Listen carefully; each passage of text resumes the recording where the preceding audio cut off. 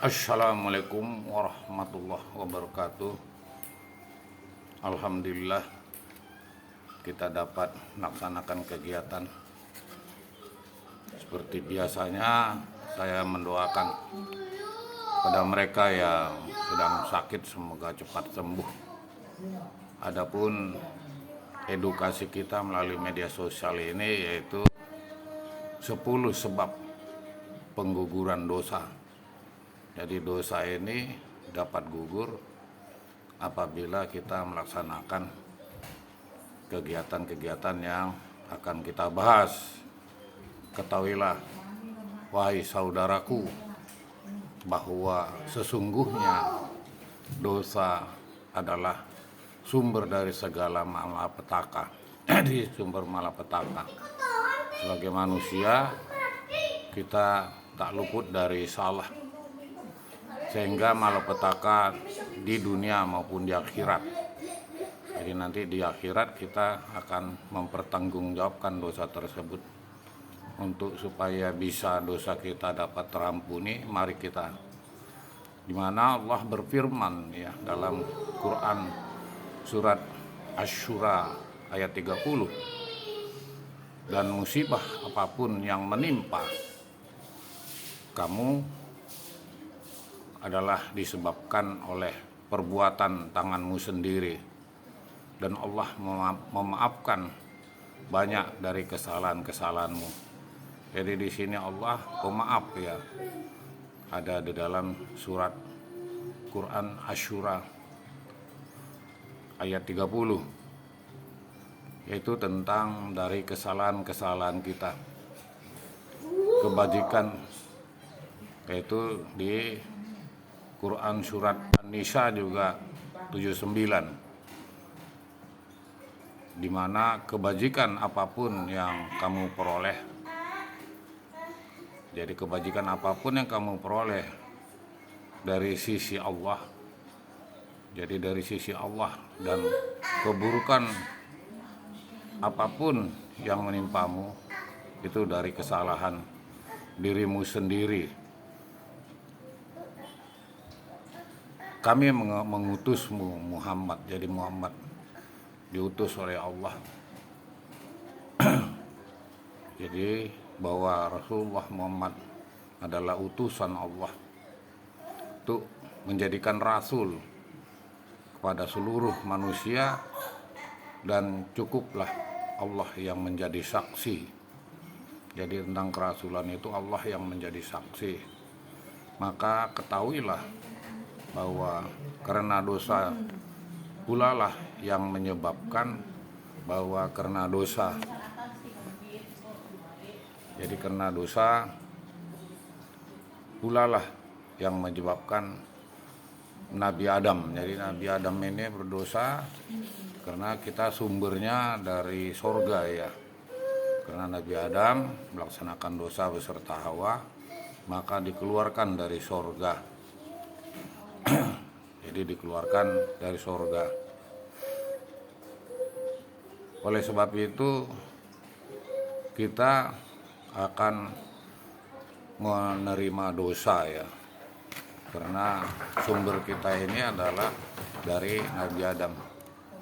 Maka tentu Nabi Adam alaihissalam tidak akan keluar dari sorga karena dia tidak berdosa. Karena berdosa dia maka keluarlah dari dosa, dari sorga. Akan tetapi Allah mentakdirkan dengan hikmah yang Allah kehendaki. Jadi ini kehendakannya Allah, sehingga Nabi Adam alaihissalam dan Hawa melakukan dosa dan dikeluarkan dari sorga, yaitu yang bisa kita ketahui. Kemudian juga karena dosanya lah yang menyebabkan seseorang terhalang ya untuk masuk sorga. Jadi nanti apabila kita banyak melakukan dosa maka terhalang masuk sorga, yaitu di neraka. Jadi cuma dua ya, adanya sorga dan neraka. Oleh sebab itu kita di dunia ini bersusah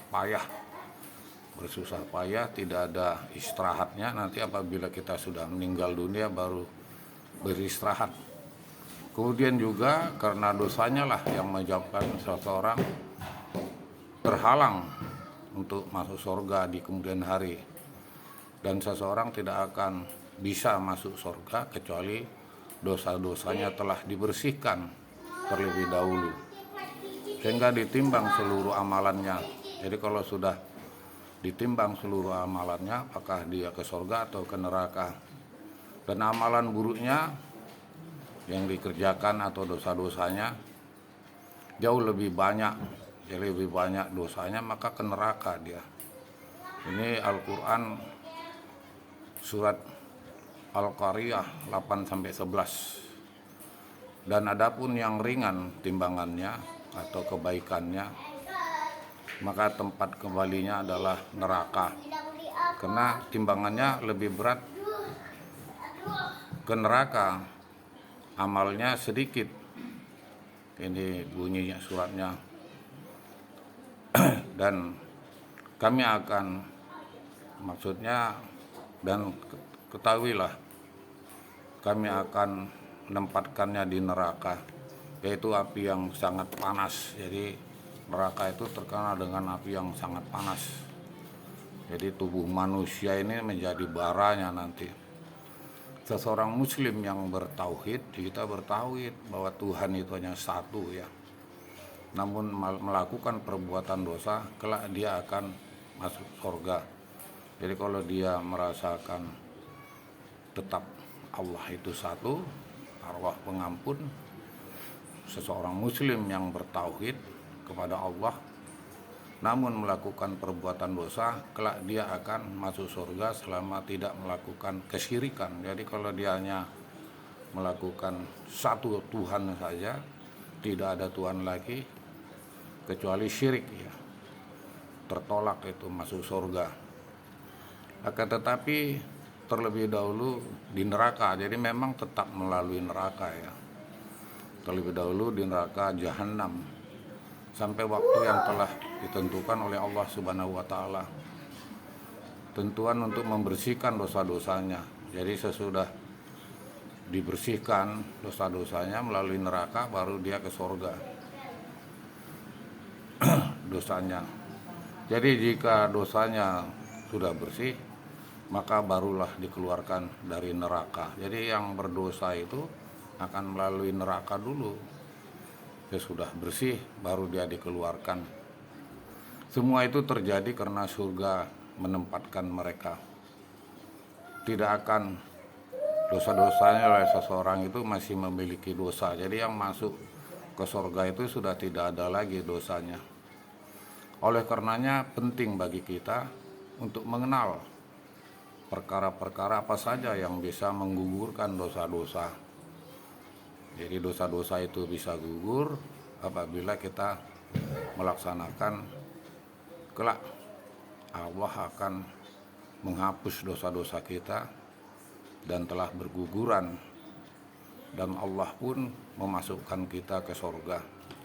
Jadi secara langsung semoga Allah memasukkan kita kelak dan kita tidak akan ke neraka. Karena kalau kita sudah melaksanakan dosa-dosa kita, sudah kita melalui neraka, maka akan habislah dosa kita, maka kita akan ditempatkan ke surga. Dosanya bisa gugur dengan taubat. Jadi kalau dengan kita bertaubat, ya istighfar, kita mengingat kepada Allah, kita tidak akan mengulangi perbuatan, yaitu taubat adalah perkara yang disepakati kaum muslimin dapat menggugurkan dosa, yaitu taubat. Jadi kita sudah bertaubat karena secara langsung kesepakatan untuk menggugurkan dosa. Baru yang kedua istighfar.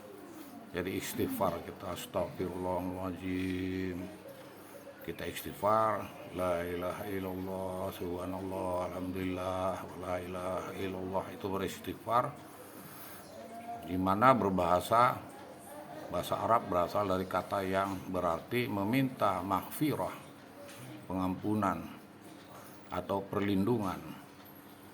Yang ketiga, kita melakukan amal saleh supaya gugur dosa-dosa kita itu, tidak lagi melakukan dosa, kita melakukan amal saleh, sehingga sudah tertutuplah dosa-dosa kita kalau kita melakukan amal saleh, di mana kebaikan dan amal saleh menggugurkan dosa-dosa tadi.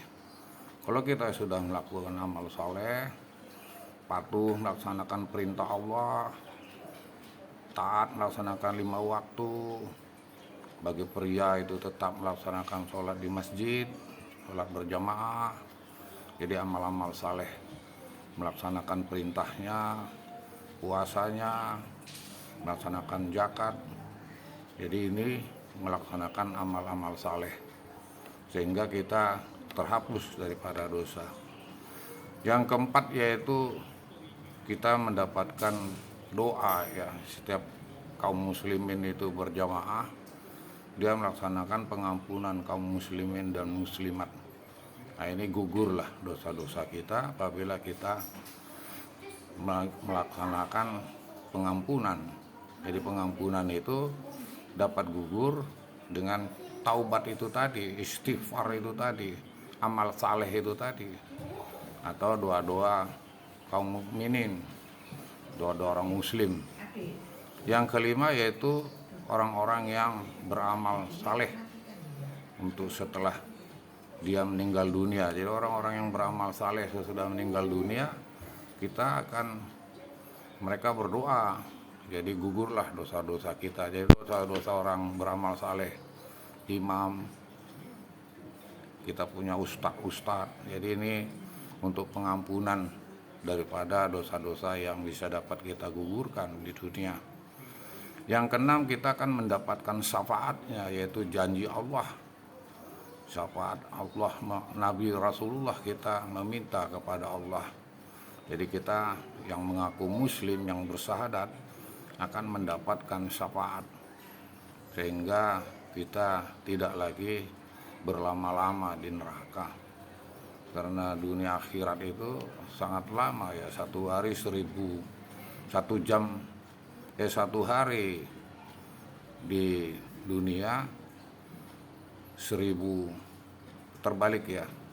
Jadi hitungannya 1 hari di akhirat itu sama dengan 1000 tahun di dunia. Wah, lama betul ini.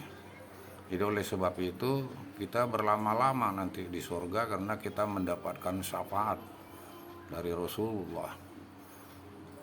Yang ketujuh yaitu musibah dapat menggugurkan dosa. Jadi kalau orang yang ditimpa musibah, dia ridho, dapat menggugurkan.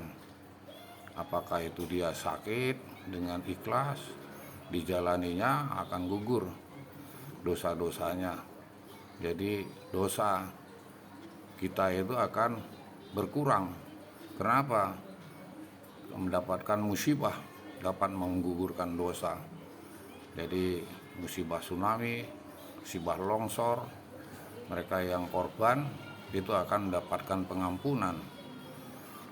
Yang kedelapan yaitu dalam kubur. Kalau kita di dalam kubur itu ada azab kubur. Kalau sudah kita menerimakannya, penghimpitan di dalam kubur dapat menggugurkan dosa.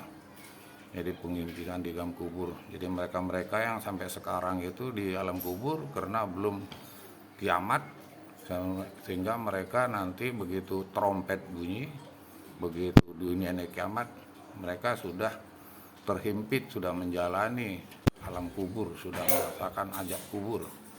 Jadi mereka yang penghimpitan di dalam kubur dapat menggugurkan dosa. Selanjutnya disebut dengan kondisi berat pada hari kiamat. Jadi bisa menggugurkan dosa. Jadi orang-orang yang merasakan bahwa beratnya hari kiamat itu sudah langsung untuk menggugurkan dosa. Jadi itu 10 daripada pengampunan akibat berdosa kita. Sehingga perlu media sosial ini saya mengingatkan, mari kita melaksanakan taubat, mari kita melaksanakan istighfar, mari kita melaksanakan amal saleh, sehingga kita dapat menjadi manusia yang takwa. Waktu saya terbatas. Assalamualaikum warahmatullahi wabarakatuh.